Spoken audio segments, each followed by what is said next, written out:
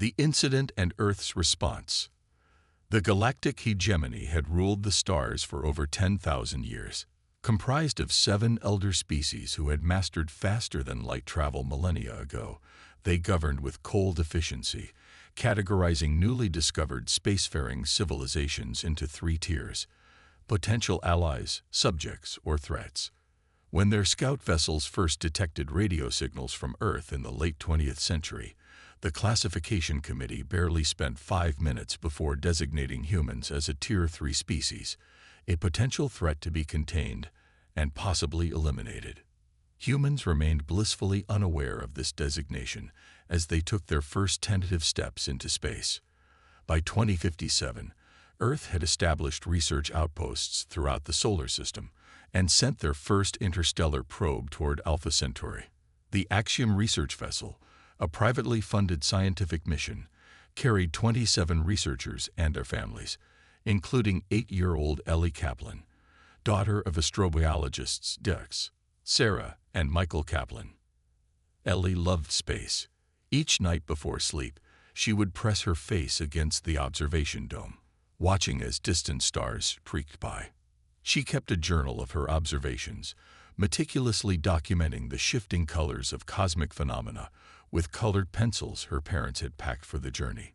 She dreamed of being the first human to meet an alien civilization, practicing imaginary greetings in her spare time. On day 237 of their journey, as the Axiom approached the edge of the solar system, 3 hegemony enforcer vessels emerged from hyperspace. Without warning or communication, they opened fire. The Axiom, designed for research rather than combat, stood no chance. Its hull breached in 17 places, atmosphere venting into the void. In the final transmission received by Earth, Captain Alina Rodriguez's voice remained eerily calm. Unknown vessels attacking. No provocation. Families aboard. Please respond. Then silence. Later analysis would reveal a 2-second fragment from the ship's interior cameras. Little Ellie Kaplan, clutching her journal of star drawings as emergency lights bathed her face in red. Her expression showed not fear, but wonder, even as the hull behind her peeled open like tissue paper. Earth received the transmission 3 days later. What followed was a planet-wide period of mourning unlike anything in human history. Schools closed. Flags flew at half-mast. Religious leaders of all faiths held interfaith services. The image of Ellie Kaplan, the first human child killed by an alien civilization, appeared on memorial walls from Tokyo to Buenos Aires, from Nairobi to Oslo. United Nations Secretary General Maya Williams addressed a silent global audience. Today, we are one family in grief. Tomorrow, we will be one family in resolve.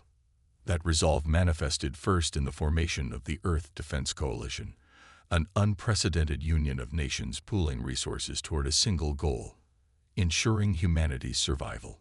The brightest minds from every field were recruited, given unlimited funding and a simple directive: develop technology capable of defending Earth against a vastly superior enemy. The breakthrough came from an unlikely source. Dr. Hiroshi Takahashi, a theoretical physicist who had spent decades studying quantum entanglement, had been developing a theory about tapping into what he called dimensional resonance, a method of extracting energy directly from the quantum foam of the universe itself. Previously dismissed as too speculative, his theory suddenly received urgent attention. Working with engineers from 6 continents, Takahashi developed the quantum resonance drive, capable of generating power orders of magnitude greater than any previous technology. The first prototype, built in an underground facility beneath the Sonoran Desert, produced enough energy to power North America for a month, in a device the size of a refrigerator. Admiral Lian Chen, former commander of China's aerospace forces and now head of the Earth Defense Coalition's military division, recognized the potential immediately. With this power source, she told the Coalition Council, we can build ships unlike anything humanity has ever conceived. Not dozens, not hundreds, thousands. The Coalition Council debated for 3 days before reaching their decision. The vote was unanimous. Earth would build the largest battle fleet in human history minus 500,000 dreadnoughts, each armed with weapons powered by Takahashi's drive. Construction facilities were built in asteroid belts, on the far side of the moon, in massive underwater complexes on Earth. Using advanced automation and the new quantum drives, what would have taken centuries under previous limitations could now be accomplished in years. Project Ellie, as it became known, proceeded with unprecedented secrecy and speed. Every ship bore the silhouette of a small girl holding a journal, etched into its bridge. Project Ellie, as it became known, proceeded with unprecedented secrecy and speed. Every ship bore the silhouette of a small girl holding a journal, etched into its bridge. The core of each vessel's AI was programmed with a simple prime directive: protect humanity, no matter the cost. Meanwhile, the hegemony continued its expansion, unaware of the storm gathering at the edges of human space. Their classification of Earth remained unchanged. Tier 3 threat, scheduled for containment. Their intelligence reports noted human technological advancement, but dismissed it as insufficient to pose any real challenge. When reports came of unusual activity in Earth's solar system, the Hegemon Council assigned minimal resources to surveillance. High Enforcers Krill, who had ordered the destruction of the Axiom, received a commendation and promotion. In his acceptance speech to the Hegemony High Command, he remarked, "The primitive species of Sol 3 required a demonstration of our power. Their destruction of the containment vessels we placed at the edge of their system showed dangerous ambition. The elimination of their exploration ship will ensure they understand their place in the galactic order." What the hegemony failed to understand, what they could never understand with their ancient, calcified perspectives, was that humanity had never faced a challenge it didn't eventually overcome. They didn't understand that a species that had survived ice ages, plagues, world wars, and its own destructive tendencies would not cower before exterminators. They particularly didn't understand what would happen when humans united with a common purpose. And they certainly didn't understand what humans were capable of when fighting for their children. As the first wave of dreadnoughts completed construction in hidden facilities throughout the solar system, Admiral Chen addressed the crews. Men and women representing every nation, culture, and background on Earth stood at attention as her image appeared on screens throughout the fleet. "You carry with you the hopes of every human being," she said. "You carry with you the future of our species. And you carry with you the memory of Ellie Kaplan and every soul lost with the Axiom. The hegemony believes us weak. They believe us primitive. They believe us divided.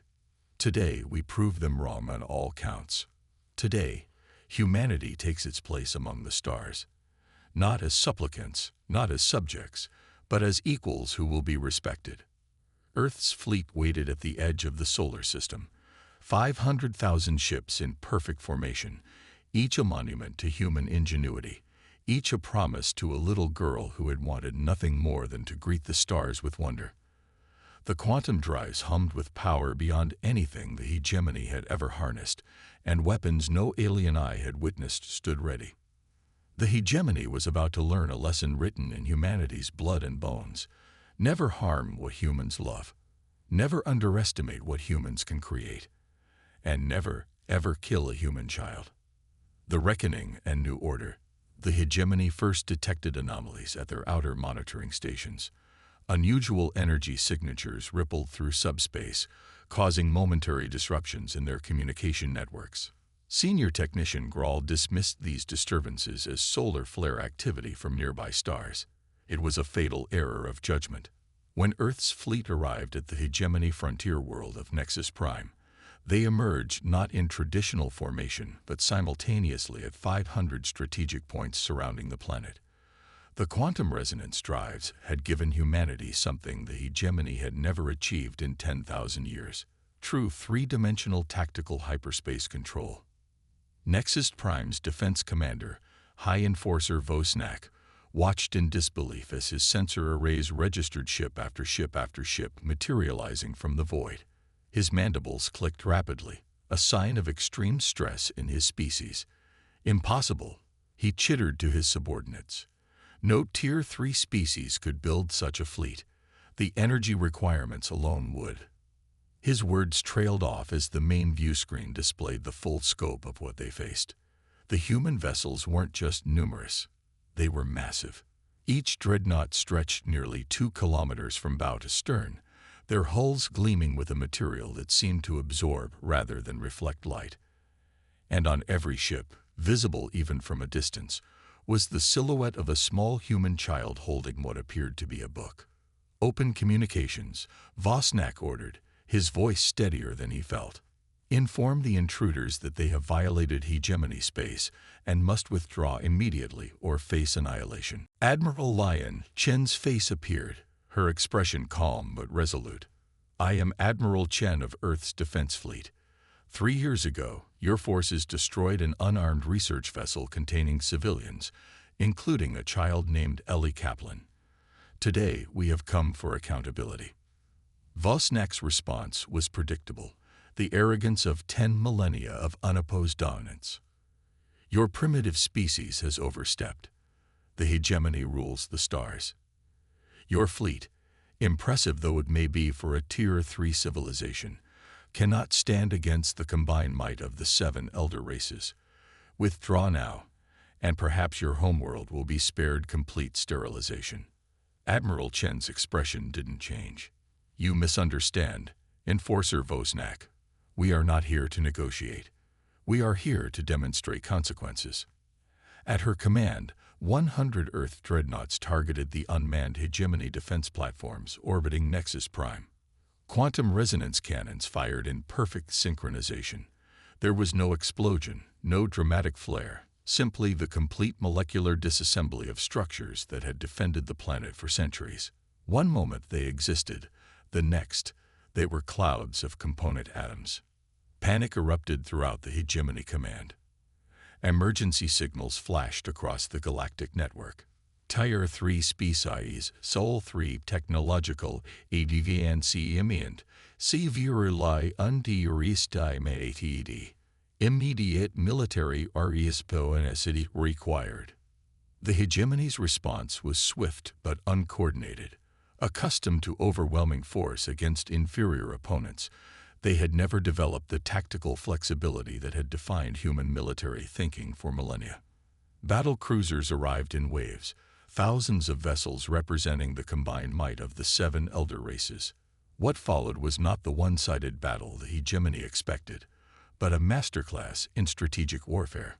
Earth's fleet, commanded by officers who had studied every conflict in human history from Alexander the Great to the water wars of the 2030s, executed maneuvers that the hegemony's battle computers couldn't even predict.